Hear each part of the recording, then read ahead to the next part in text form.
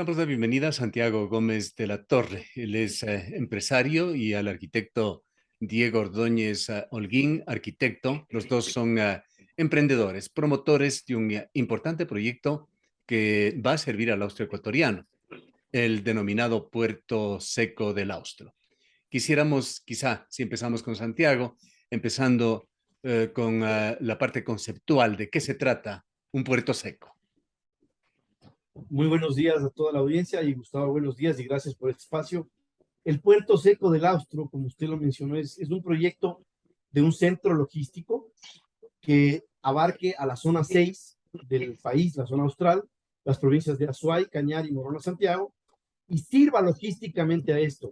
Esto es una necesidad que inicialmente fue estudiada por la Corporación Andina de Fomento, la CAF, y determinó que en esta zona del país se necesita un centro logístico para que potencie las capacidades y los potenciales de la zona.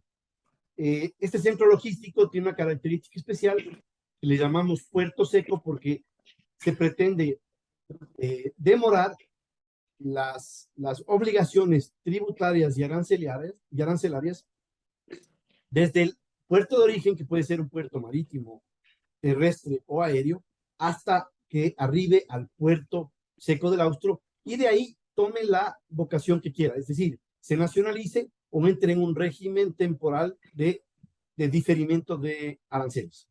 Adicionalmente a Ahora, eso, agrupa y consolida a todas las exportaciones de la zona. Usted sabe que grandes exportaciones salen de la parroquia de Palora en Morona, Santiago, y también van al puerto de Guayaquil o a Pozorca. Entonces, agrupa todo este conglomerado de empresas y emprendedores en un solo sitio. son en realidad más que trámites aduaneros, operaciones de comercio exterior en general lo que se realizarán allí. Operaciones logísticas de comercio exterior, exactamente. Ya. Y hablando de logística, y en esto le invitaría a Diego por su calidad de arquitecto. Hablando de logística, es muy importante la localización de un proyecto. ¿Por qué el Austro? ¿Por qué en la provincia del Cañar? Y allí también entran por qué, ya hablando un poco más fino, no se lo hizo en uno de los cuarteles que están disponibles para la ciudad de Cuenca, el cuartel Cayambe, en donde cuando apenas conocimos de este proyecto, sabíamos, era una de las alternativas. Voy a permitirme la selección del proyecto, si la hicimos en conjunto con Diego, pero las características logísticas, Gustavo, me voy a permitir interrumpir yo a Diego y hacer la introducción para que él continúe. La selección del proyecto tiene algunas especialidades. Para que haya un puerto seco, debe tener una zona de crecimiento potencial del futuro, no solamente del inicio. Segundo, debe ser una zona que económicamente sea viable, debe tener un ahorro y no un incremento de costos. Cuando pudimos explorar la opción de un cuartel que quede en la ciudad de Cuenca, uno tenía un área limitada de crecimiento, 6 hectáreas era el potencial total que nos pusieron a disposición. Segundo, A cuántas hectáreas apuntan ustedes en esta primera fase? el terreno total que estamos analizando tiene 30 hectáreas. Nosotros vamos a ir ocupando una o varias de estas hectáreas al principio y en el futuro sabemos que se va a llenar el sitio. No necesariamente con el puerto seco, pero sí con industrias que vayan al lado. De hecho, en la localización actual del puerto seco ya tenemos 3 vecinos industriales, sin que nosotros estemos ahí, que han comprado terrenos ahí. Entonces se lo ve como un desfogue del parque industrial. Ya ahorita actualmente es un desfogue del parque industrial, que está completamente saturado. Segundo, el cuartel que usted menciona, Gustavo, el costo que nos mencionaron era impagable aún para un puerto seco o para un puerto o para una industria. Eso posiblemente sea rentable en un sitio, un centro comercial o alguna cosa que dé valor agregado Para altísimo. tener una idea brevísima, hablaban de $300, poco más o menos del metro. Sí, eso es impagable en temas logísticos. Usted sabe, la logística es un negocio de centavos, no de dólares. Y si uno no cuida eso, pues termina perdiendo, ¿no? Bien, ¿qué más tienen que añadir sobre esto, Diego? Sí, en ese sentido, Es importante considerar que dentro de todo, es un negocio que tiene cierta vocación inmobiliaria, en donde, como en todo negocio, el valor de la tierra es fundamental y la incidencia de costo que puede tener el precio de la tierra en el proyecto es gravitante.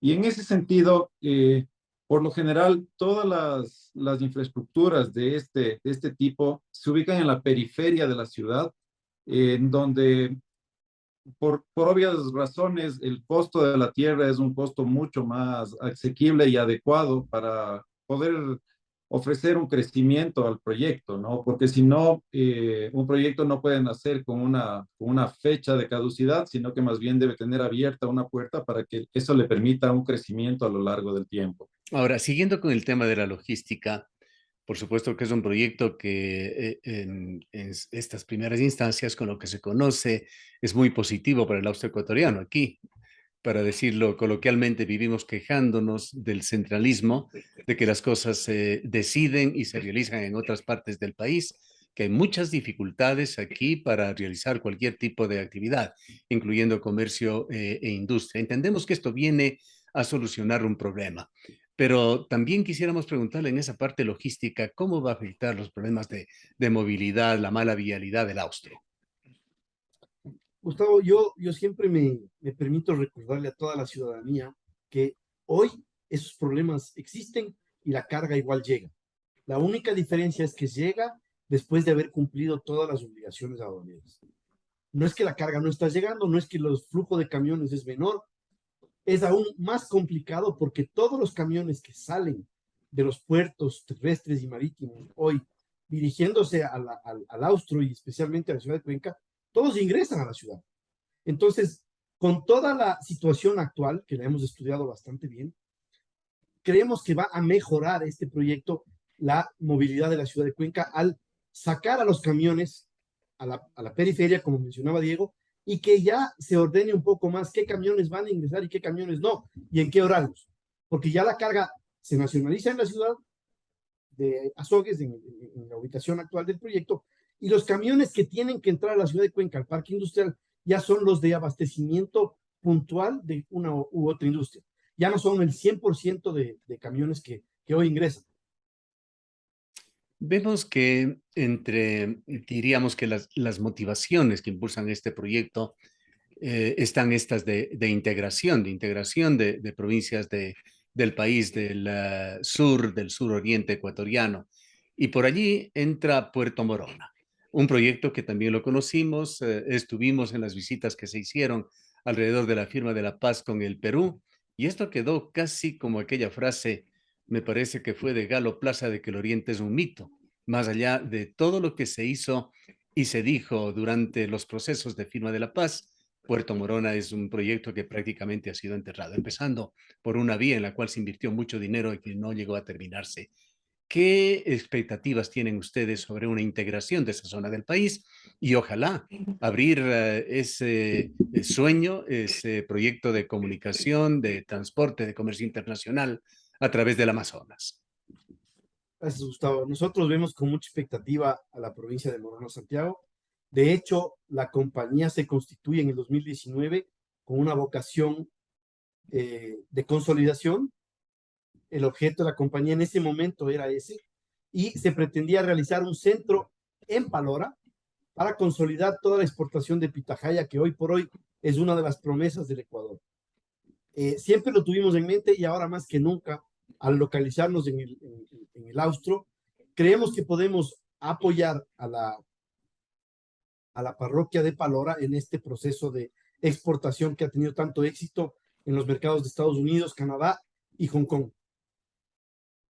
En la parte de impactos, se habla de más de 400 plazas de trabajo, de empleo directo, 1.700 plazas de empleo indirecto. ¿Cómo se configura esto, Diego? ¿Cuál es el impacto que en ese sentido va a tener este proyecto? Bueno, yo creo que hay que considerar que son dos etapas. Una etapa que va a ser el proceso de construcción de la obra, que una obra de esta envergadura requiere y demanda de una ingente cantidad de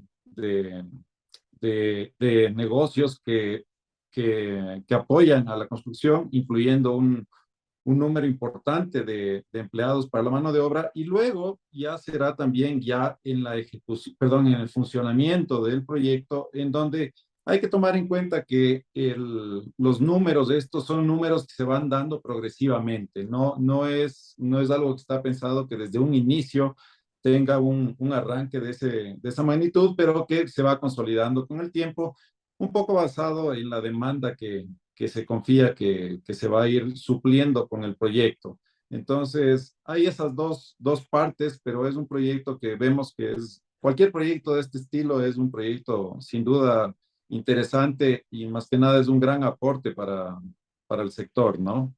Entendemos que ustedes firmaron ya un acuerdo, no sé si una concesión con el Ministerio de la Producción. ¿Qué implica esto? ¿A qué cronogramas les compromete? Nosotros no firmamos una concesión, eh, nosotros pedimos una autorización para operar, algo que es un poquito comparado con, yo siempre le comparo con Don Quijote y Sancho Panza. Ya estamos yendo a construir molinos, porque no hay muchas personas ni interesadas en hacerlo, ni que crean mucho en el proyecto. Es algo muy nuevo y usted sabe que todo lo nuevo genera duda, genera miedo, genera inclusive rechazo. Eh, Nuestro cronograma ahorita hemos batido toda la parte pública, conceptual, es decir, todos los permisos. Tenemos ya el contrato de crédito firmado, Gustavo, eso es súper importante. Una multilateral ha creído en el proyecto y lo ha visto con el potencial que tiene hasta haber llegado a firmar un contrato de crédito. Ahora nuestro reto es poner en realidad todos los estudios de mercado que invertimos nosotros en hacerlos, ponerlos en realidad para los clientes y la cantidad de carga que tenemos que mover. Esta es nuestra etapa ahorita, es la parte ya comercial del proyecto. Las otras partes ya las hemos batido y una vez que tengamos ya los compromisos, que tenemos algunos ya finalizados, el número de compromisos adecuados, iniciamos obra lo más rápido posible. ¿Qué construcciones, qué infraestructura inicial requiere el proyecto? Ahí creo que le Bueno, dejo a Diego.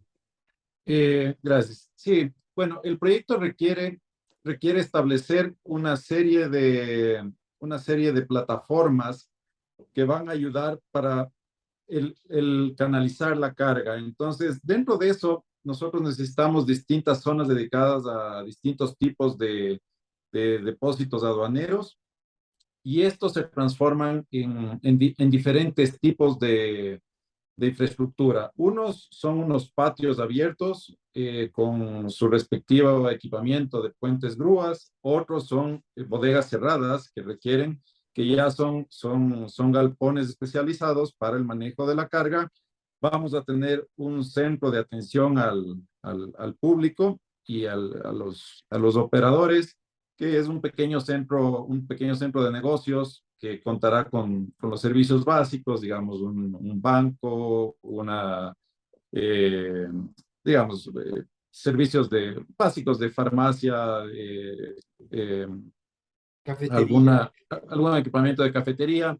Y luego hay otro componente que es un componente muy importante, que es el componente de la aduana. Entonces, para poder operar en un centro logístico de estos, es necesario que la aduana cuente con toda la infraestructura necesaria para todo el personal, que dentro de todo este personal que usted bien mencionaba, Gustavo, un gran número también son personeros de la aduana. Entonces, la aduana tiene unos requisitos que son bastante exigentes respecto de todas las áreas que demandan, el tipo de servicios que ellos tienen que brindar y las garantías que deben dar para que tenga una correcta operación el centro logístico, debido a que ellos son un pilar fundamental en la operación de este. Vemos también, sí, siga por favor. Sí, perdón. Y sí, entonces el proyecto está pensado para que pueda irse desarrollando por etapas, en donde, como usted conoce, las inversiones no se las puede hacer para tener un gran espacio sin utilizar, sino que la idea es tener la infraestructura básica, que es una importante red de vías, debido a que la gran mayoría de la carga son a través de tractomulas y de trailers. Entonces, nosotros necesitamos desde un inicio contar con toda esa infraestructura, que es muy importante y es una inversión que es gravitante en el proyecto, para luego ir continuando el desarrollo por etapas. Entonces está pensado de esa manera. Como modelo de negocio, vemos que ustedes mencionan también el hecho de que se trata de un modelo colaborativo. Cuando hablamos de modelo colaborativo, lo primero que nos viene a la mente es un Airbnb, Cabify, Globo, etcétera. Cuéntenos sobre las características, la concepción de este negocio y cómo se beneficiarán aquí las partes. Gracias, Gustavo. Mire, es un servicio colaborativo, de hecho, es uno de los valores de la empresa. El servicio colaborativo es ver las necesidades y el servicio desde el punto de vista del usuario. Para esto nosotros hemos identificado quiénes son los usuarios. Los usuarios son grandes grupos económicos, 3, 4 de los más importantes del país, no solo de la zona austral, sino del país entero, pero también hemos identificado al usuario migrante de la zona de El Cañar, que necesita una logística de ida y regreso. Y entonces el proyecto abarca estos dos grandes extremos de las necesidades logísticas. La persona natural y el grupo empresarial gigante, porque no es ni grande, sino gigante. En el medio hay un montón de empresas, pequeñas y medianas empresas, para las cuales tenemos algunas soluciones de infraestructura y que puedan ocupar servicios logísticos también. Bien, ahora cuéntenos sobre Servifructus, que es la empresa, una sociedad anónima que es la que está promoviendo este proyecto. ¿Cuál ha sido su estructura? ¿Con qué activos, con qué potencial, con qué grupo humano cuentan? Pues el proyecto, entendemos, tiene una dimensión significativa y exigirá una inversión del orden de unos 30 millones de dólares. Sí, los 30 millones son en todas sus fases. La fase inicial son 10 millones. De eso parte es capital y parte crédito. Hay siempre un porcentaje que es de capital. De ese capital se ha invertido ya, yo le diría, de la parte de capital exigida por el prestamista, se ha invertido ya un 25%. El equipo humano es bastante amplio y bastante diverso. Son personas de diferentes características, unas con especialidad aduanera, otros arquitectónica, otras logística, otras simplemente legal, que es un proyecto que contempla muchísimo del tema del marco jurídico adaptable y exigible. Tenemos visto el personal que se va a ir incorporando en las diferentes fases también. Tenemos ya identificado, hablado y acordado términos comerciales con cada uno de ellos. La estructura societaria de la compañía también está un poco avanzada. Hoy por hoy la compañía tiene 2 socios porque ha cambiado completamente su estructura.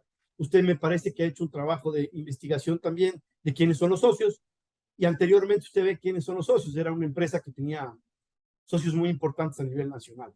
Los primeros socios de la compañía era una de las compañías más grandes de infraestructura del Ecuador, cuando tenía la vocación de Morona Santiago. Hoy está cambiando eso y estamos girando simplemente hacia empresas y grupos del austro ecuatoriano, con los cuales estamos en conversaciones muy avanzadas para integrar el capital final de la compañía.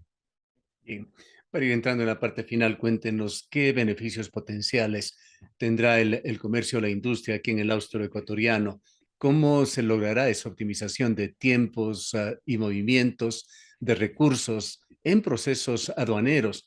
También cómo se irá disminuyendo esa dependencia de los puertos marítimos del país. Gustavo, lo primero que hay que entender es por qué se crean los puertos secos en todo el mundo. Madrid, México, Chile, Ecuador, Honduras, los principales del mundo, pero en Europa hay mucho más. Se crean porque hay una congestión en los puertos, ¿ok? Y eso hace una demora, causa una demora en los procesos aduaneros.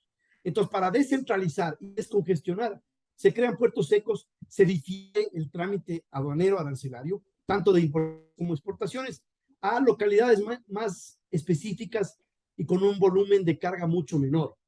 Hable usted más o menos, ¿no? 400,000 contenedores versus 10,000 contenedores al año.